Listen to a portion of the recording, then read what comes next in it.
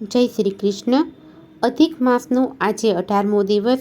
તો પુરુષોત્તમ માસની કથાનો અધ્યાય 18મો, પુરુષોત્તમ વ્રતનો પ્રભાવ તથા પુરુષોત્તમ માસની કથા, ઉપવાસના ફળની કથા વાર્તા સાંભળીશું.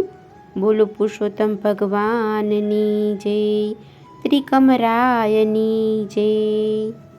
અધિક માસમાં નિત્ય ભગવાનની કથા અને અધ્યાય સાંભળવાનો ઘણો જ મહિમા છે, જે સાંભળવાથી ભગવાન પુરુષોત્તમ આપણા ઉપર પ્રસન્ન થાય છે અને તેમની કૃપા દ્રષ્ટિ પ્રાપ્ત થાય છે.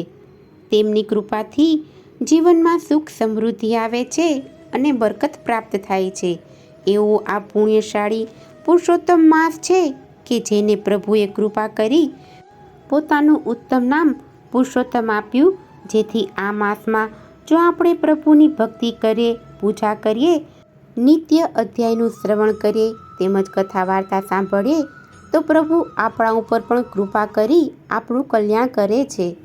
ભવોભવના ફેરામાંથી મુક્તિ મળે છે. ફરીવાર મનુષ્ય અવતાર ધારણ કરવો પડતો નથી અને વૈકુંઠ ધામની પ્રાપ્તિ થાય છે. તો ચાલો આવો આપણે સાંભળીએ પુરુષોત્તમ માસની કથાનો અધ્યાય 18મો, પુરુષોત્તમ વ્રતનો પ્રભાવ. સુત પુરાણી બોલ્યા, હે મુનિ શ્રેષ્ઠો, સુદેવ અને તેની પત્ની ગૌતમી પોતાના મૃત બાળકને ખોળામાં લઈને કલ્પાંત કરવા લાગ્યા અને લાંબો સમય ત્યાં જ બેઠા રહ્યા. એટલામાં ચોમાસું ન હોવા છતાં અચાનક વરસાદ તૂટી પડ્યો. ચારે દિશાઓમાં અંધકાર છવાઈ ગયો. પવન જોરદાર ફૂંકાવા લાગ્યો.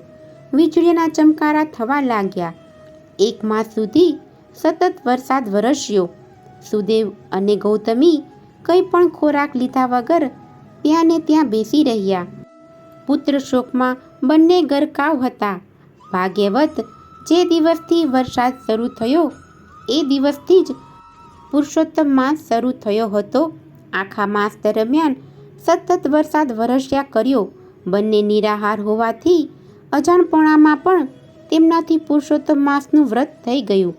આથી તેના અધિષ્ઠાતા દેવ ભગવાન પુરુષોત્તમ તેમના ઉપર પ્રસન્ન થયા અને આકાશમાં તેમને દર્શન આપ્યા. પતિ પત્નીએ ભગવાનને પ્રણામ કર્યા અને શ્રી કૃષ્ણ શરણમ મમના મંત્રથી તેમનું ધ્યાન ધર્યું. આથી ભગવાનને પ્રસન્ન થઈ અને કહ્યું, હે સુદેવ, હવે તું તારી ચિંતા છોડી દે. અજાણપણે પણ તારાથી પુરુષોત્તમ માસનું વ્રત થઈ ગયું છે, એટલે તે વ્રતના પ્રતાપે કરી મૃત્યુ પામેલો તારો પુત્ર સજીવન થશે અને તેનું આયુષ્ય 12,000 વર્ષનું થશે.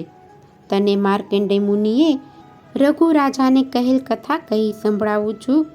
પૂર્વકાળમાં ધનુશર્મા નામે એક ઋષિ થઈ ગયા.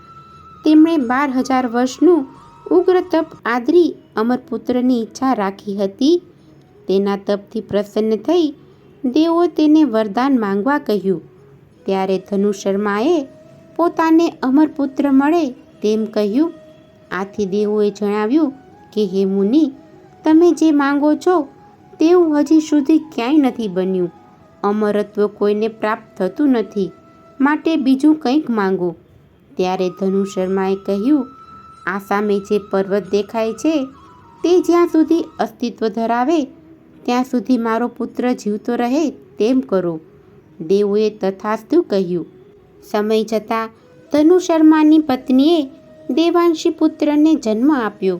ઉંમર લાયક થતાં પુત્રને મુનિએ કહ્યું, તું કદાપી કોઈ ઋષિનું અપમાન કરીશ નહીં. આવી શિખામણ આપવા છતાં ઉદ્ધત પુત્ર વારંવાર ઋષિમુનિઓ અને બ્રાહ્મણોનું અપમાન કરવા લાગ્યો. એક સમયે તેણે મહિષ નામના ઋષિ શાલિગ્રામની પૂજા કરી રહ્યા હતા.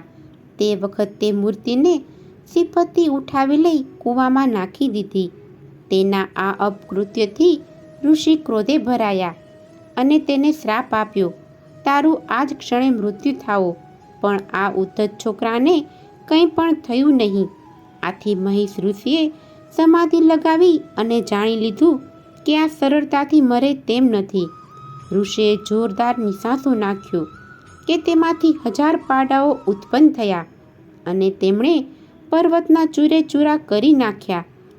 તેની સાથે જ આ ઉદ્ધત બાળકનું પણ મરણ થયું.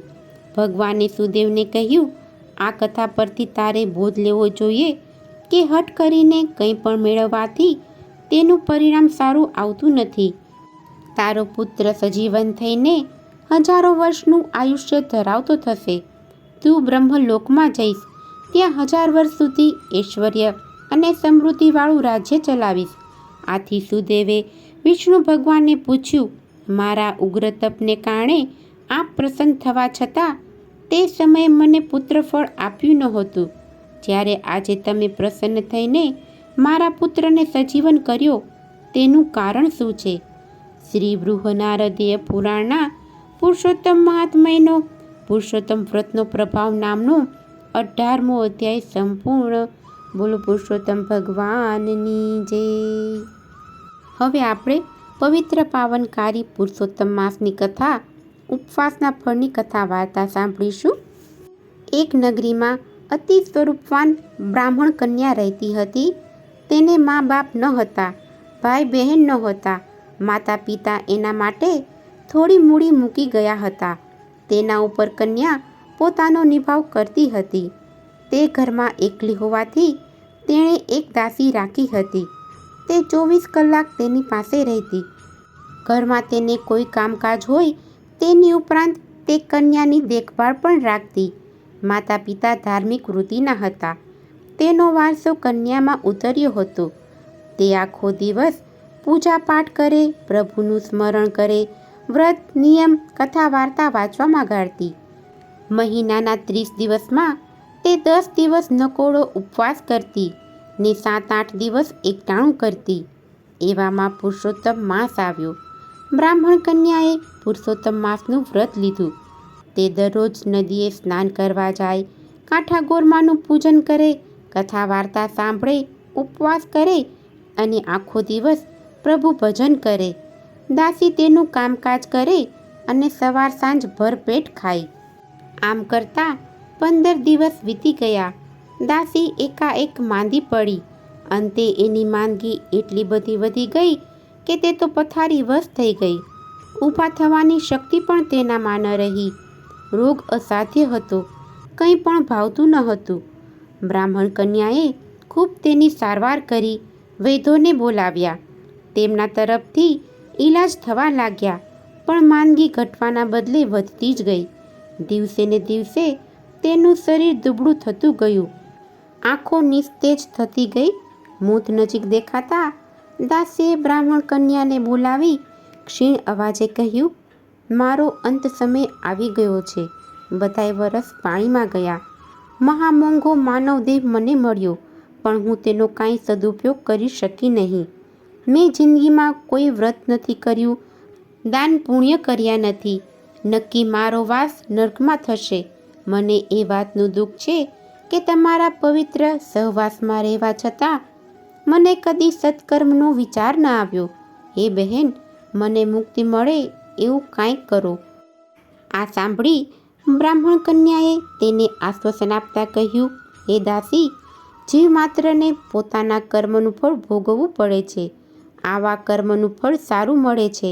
હવે શોક કરવો નકામો છે. અંત સમયે તને આ સંતાપ થઈ રહ્યો છે એ પણ સારું છે. આથી કદાચ તારી સદગતિ થાય. બ્રાહ્મણ કન્યાના આશ્વાસન ભર્યા શબ્દો સાંભળી દાસીની આંખમાંથી તો આંસુ વહેવા લાગ્યા.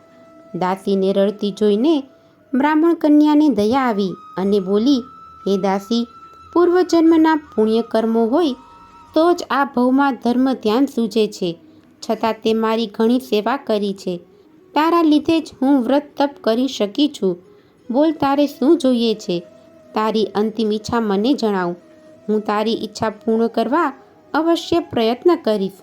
ત્યારે દાસી ગળગળા સાથે બોલી, બહેન, તમે આ પુરુષોત્તમ માસમાં ઉપવાસ કરી રહ્યા છો.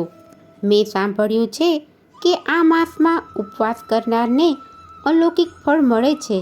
કૃપા કરીને મને એક ઉપવાસનું ફળ આપો. કદાચ મારું કલ્યાણ થાય. બ્રાહ્મણ કન્યાએ તરત જમણા હાથમાં જળ લઈ પુરુષોત્તમ ભગવાનનું ધ્યાન ધરીને સંકલ્પ કર્યો કે હું એક ઉપવાસનું ફળ દાસીને અર્પણ કરું છું. તે જ ક્ષણે દાસીએ આંખો ઢીલી દીધી અને એક દિવ્ય વિમાન તેને લેવા માટે આવ્યું.